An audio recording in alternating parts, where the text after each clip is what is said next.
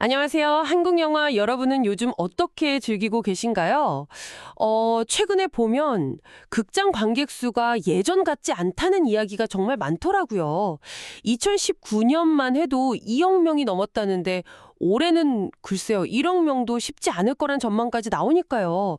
좀 걱정이 되긴 합니다. 이런 상황에서 그 홀드백이라는 제도를 법으로 만들려는 움직임이 있다고 들었어요. 더불어민주당 이모경 의원이 관련 법안을 발의했다는데 오늘 저희가 이 홀드백 이게 도대체 뭔지 또 왜 필요한 건지 우리한테는 어떤 영향을 줄지 좀 깊이 파고들어 볼까 합니다. 네, 홀드백. 이게 뭐냐면요. 간단히 말해서 극장에서 영화가 딱 개봉하고 나서 바로 OTT 같은 다른 플랫폼으로 넘어가지 못하게 의무적으로 일정 기간을 두는 걸 말합니다. 이번에 나온 법안에서는 그 기간을 6개월로 하자 이렇게 제안하고 있는 거고요. 그러니까 만약에 이 법안이 통과되면 극장 상영이 끝난 영화라도 6개월은 지나야 집에서 OTT로 볼 수 있게 되는 거죠. 6개월이요? 와, 생각보다 좀 긴 것 같기도 한데요. 근데 왜 이런 제도가 필요하다, 이런 이야기가 나오는 걸까요? 아무래도 역시 영화 산업이 어렵다, 이 얘기겠죠? 네, 맞습니다. 핵심은 그거죠. 특히 코로나19 거치면서 OTT가 정말 엄청나게 성장했잖아요. 그러다 보니까 많은 분들이 뭐 극장 개봉에도 한 2달만 기다리면 OTT에 나오겠지 이렇게 생각하게 되신 거죠.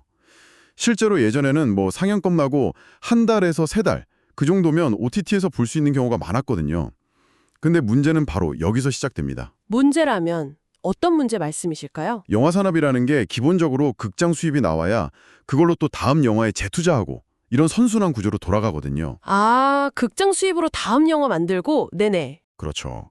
그런데 관객들이 극장 대신에 OTT 공개를 기다리게 되면 당연히 극장 수입이 줄어들겠죠.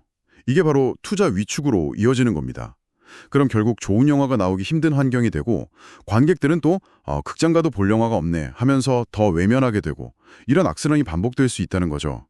이모경 의원 측에서도 이 글로벌 OTT 때문에 홀드백 시스템이 무너져서 제작 환경이 너무 안 좋아졌다 이렇게 지적하고 있고요. 아, 그래서 이제 6개월 홀드백이라는 카드를 꺼낸 거군요.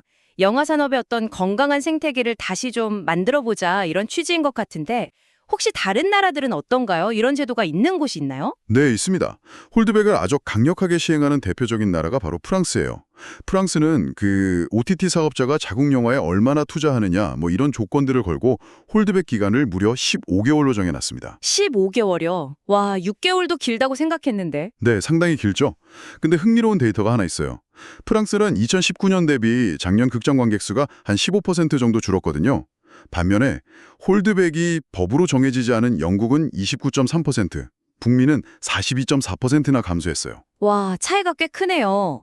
물론 뭐 홀드백 하나 때문이라고 단정하긴 어렵겠지만 그래도 어느 정도 영향은 있어 보이는데요. 네, 그럴 가능성을 시사하는 거죠. 홀드백이 극장 관객 수 감소를 어느 정도는 막아주는 효과가 있을 수 있다. 이렇게 볼 수 있는 여지가 있습니다. 그렇군요. 근데 아까 프랑스는 그냥 기간만 긴 게 아니라 투자 같은 조건도 있다고 하셨잖아요. 네, 그게 중요한 부분입니다. 단순히 기다리기만 하는 게 아니라 그 기간 동안 산업에 기여할 수 있는 다른 방안도 같이 고민했다는 거죠. 이게 국내에서도 비슷한 맥락에서 이야기가 나오는데 바로 영화 발전 기금 문제입니다. 아, 영화 발전 기금요? OTT랑 그게 무슨 상관이죠? 현재 OTT 플랫폼들은요, 법적으로 영화 발전 기금을 내지 않고 있어요. 왜냐하면 OTT에서 서비스되는 영상물은 법적으로 영화가 아니라 비디오물 뭐 이런 식으로 분류되거든요. 네. OTT에서 보는 것도 똑같은 영화인데 법적으로는 영화가 아니라고요?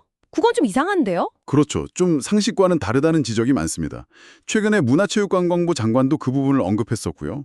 OTT 상용 영화가 법적으로 영화가 아니라는 건 상식과 다르다. 뭐 이런 취지로요. 아하, 그러면 이 홀드백 법제화 논의가 진행되면 이런 영화 발전 기금 문제까지 같이 좀 해결될 수도 있겠네요. 네, 충분히 그럴 가능성이 있습니다. 연쇄적으로 변화가 일어날 수 있죠. 하지만 또 다른 쪽에서는 당연히 소비자들의 목소리가 나올 수밖에 없어요. 맞아요. 솔직히 저도 소비자 입장에서 생각해보면 매달 꼬박꼬박 구독료 내고 있는데 보고 싶은 영화를 예전보다 훨씬 더 오래 기다려야 한다? 이건 좀 불편할 수 있죠. 게다가 요즘 극장 티켓 값도 사실 만만치 않잖아요. 둘이 가면 구독료 거의 2배인데. 정확합니다. 소비자 입장에서는 당연히 보고 싶은 영화를 더 빨리 그리고 더 저렴하게 보고 싶은 마음이 크겠죠. 결국 이 홀드백 법제화라는 게 영화 산업의 어떤 지속 가능성을 확보하려는 목적과 또 소비자의 편익, 선택권 사이에서 균형점을 찾아야 하는 상당히 어려운 과제인 셈입니다. 유예 기간을 두자는 홀드백, 법제화 움직임에 대해서 자세히 짚어봤습니다. 들어보니 정말 영화 산업의 선순환 구조를 복원하려는 그런 목적과 또 우리 소비자들의 컨텐츠 접근성 사이에 어떤 깊은 고민이 담겨 있는 이슈라는 생각이 드네요. 네, 맞습니다. 산업의 회복이냐 아니면 시청자의 편이냐 이게 참 어느 한쪽 손을 딱 들어주기가 어려운 문제예요. 뭐 프랑스 사례처럼 긍정적인 효과를 기대해 볼 수도 있겠지만 말씀하신 대로 시청자들의 불편함이나 반발도 분명히 고려해야 할 중요한 요소고요. 단순히 기간만 딱 정하는 것보다는 어떻게 하면 좀 모두가 같이 갈 수 있을지 그런 지혜를 모으는 게 중요하겠죠. 자, 오늘 이 이야기를 들으신 여러분의 생각은 어떠신가요? 만약 한국 영화 산업의 더 나은 미래를 위해서 조금 더 기다려야 한다면 여러분은 얼마까지 기다릴 의향이 있으신가요? 아니면 그래도 지금처럼 빨리빨리 컨텐츠를 만나는 게 더 중요하다고 생각하시나요? 다음에 영화관으로 가실지 아니면 리모컨을 잡으실지 결정하기 전에 한 번쯤 이 문제를 떠올려 보시면 좋겠습니다.